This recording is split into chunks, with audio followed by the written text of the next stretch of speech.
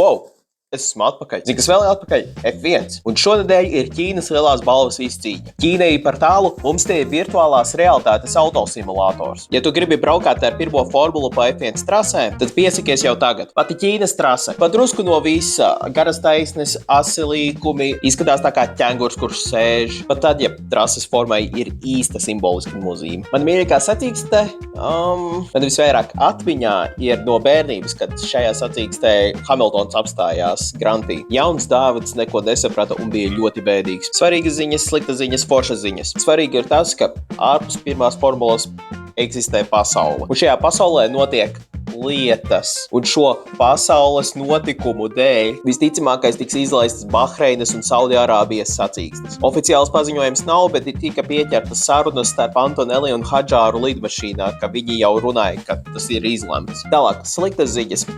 Kā kurš uz to skatās? FIA jau gatavoja izmaiņas noteikumos šī gada formulām. Cik plašas šīs izmaiņas būs, nav skaidrs, bet es redzu, ka kāds jau tur komentē.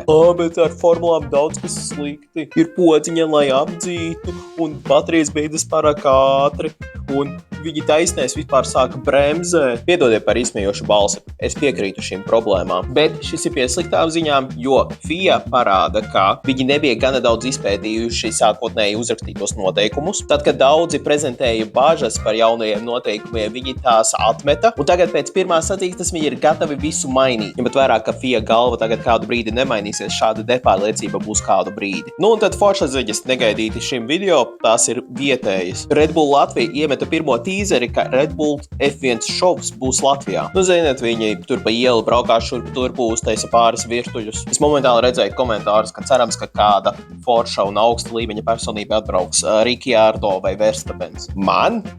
Iedodiet Kulthārdu. Tālāk pareģojums nākamajai sacīkstei. No sākumā paprasīsim kādam nogurušam cilvēkam, kas uzvarēs formulā.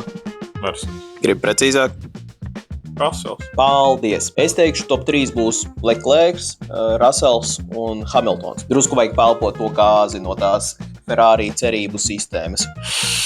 Jā, vēl viens pareģojums. Mums būs lielais pareģojumu laimes rats. Šo es iegriezīšu pirms katras sacīkstes. Noskaidrosim kaut ko. Tad no sākuma izlozēsim braucēju. Oskars Piastri, ok. Kas mums ar viņu notiks tagad? 5 sekundžu sots. Cerams, viņam nebūs tik neveiksmīgs sezonas sākums. Gan es nezinu, kā var būt neveiksmīgāks. Bet kas tavuprāt notiks Ķīnas sacīkstē? Ieraksti komentāros.